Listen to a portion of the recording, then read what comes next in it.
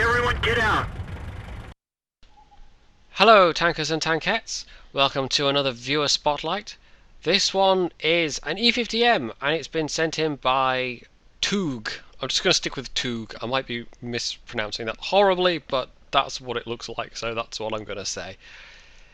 Yeah, E-50M, not a bad machine. I kind of want one myself, but I'm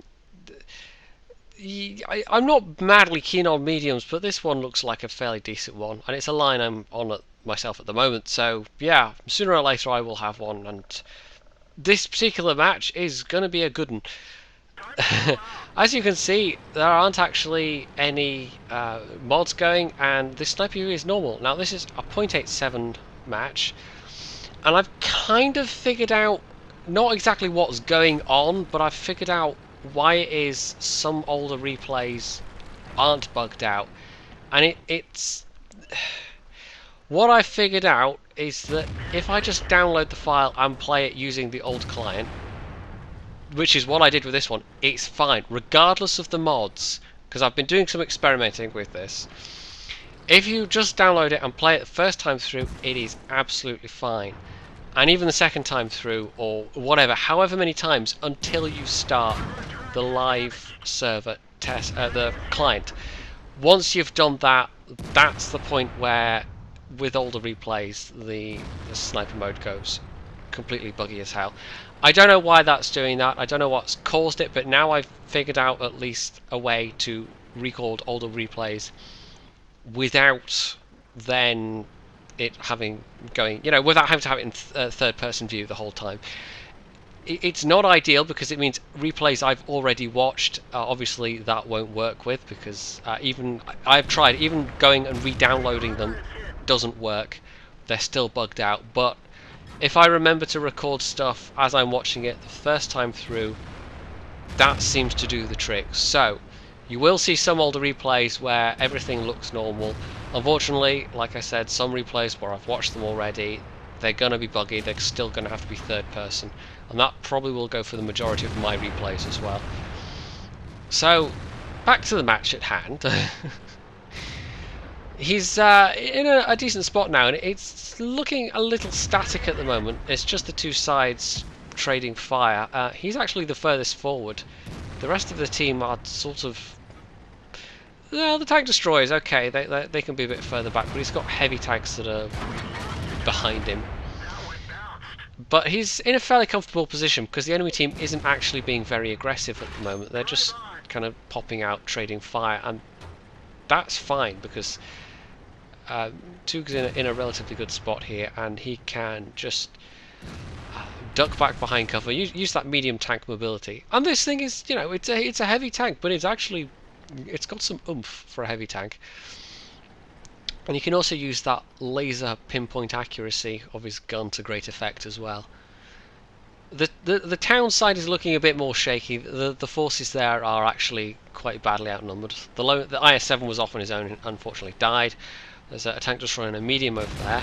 And because I don't have locker stands, I can't look over and see which exactly. Although we just caught a glimpse there of the Ferdy, so that's the one that's in town and probably about to die because he's low health. Now this STI has actually pushed forward, but he is not hiding his front plate at all. His lower front plate, I should say. Well, this is a big mistake in the STI. It's a very, very well armoured machine. I mean, the turret is absurdly armoured, but when you're doing things like that, showing the side of your turret, or just not hiding your lower front plate, you're just going to get penned all day long. And I can speak from personal experience in that. So here we go, taking a chance, because remember the IS-8 is still there. He could have taken one in the side, but he's still got, he's got most of his hit points still at this stage, so he could have afforded to take that hit. And as it turned out, it didn't matter. So, so now that was quite lucky. He was sort of actually aiming just over the lip of the armour at the upper front plate, but I think the shot must have gone down slightly into the lower front plate. Anyway, that's another kill. So let's play a little game with this one. I mean, it's 8-5 now, and it's looking fairly comfortable. But how much damage do you think he's done so far, and how much do you think he's going to end up doing? Because it's one of these things that without a damage counter, it can actually be kind of hard to keep track. Especially, I've had matches myself where I've been previous to having damage counter. Yeah, he's looking this way. Might want to move there. You don't really want to be sitting side onto a Jagdpanzer E100. It's not generally considered a healthy place to be. Anyway, yes, what was I saying? I've had matches myself where I've been actually surprised at the end by quite how much damage I've done. So he's using the accuracy to great effect here, just sniping all of the things. We know there's at least one on the cap, probably only one, because the counter's not going up very quickly. You don't need something like Jimbo's to tell you that. T28 prot, but the side of a T28 prot, so T28 even, no prot. The T28, the English, the T28 prot is the one that's sort of behind him that could actually, yeah, I don't know if he just didn't notice that there was a T28 prot behind him, or if he just, I don't know, I'm going to go with didn't notice rather than, yeah, there we go, then we noticed. Personally, I would have tried to put a few shots in that guy because, you know, A, it's more damage, and B, I wouldn't want to get shot in the ass myself. Anyway, he ploughed on though, so T34, and he's pretty comfortable because, well, that thing's got like a 12-13 second reload depending on the, could even be a 14 or 15 second depending, you know, it really depends on the crew skill and the equipment. Yeah, this thing's good for ramming, but that wasn't the best terrain. Now, again, side exposed to the E100, but the E100 is currently dealing with another tank. IS-3 is just ignoring him completely, and he's been tracked by a friendly Batchat. Oh, good. Well, we know the reload on the Panzer E100 is fairly long, but even so, this feels slightly risky, not just repairing his tracks. Oh, can we ninja that? Yes, we can. There we go. There's another kill. He's been doing a lot of shots that have actually connected, which is, you know, quite nice going. But what would you say up to this point? 4k damage? 5k maybe? More? Less? We'll just have to see, won't we? So can he get this last one? Can he get the top gun? And no, unfortunately, shooting a pile of planks does not count towards getting the top gun. Unfortunately, otherwise I probably would have had a lot more top guns myself.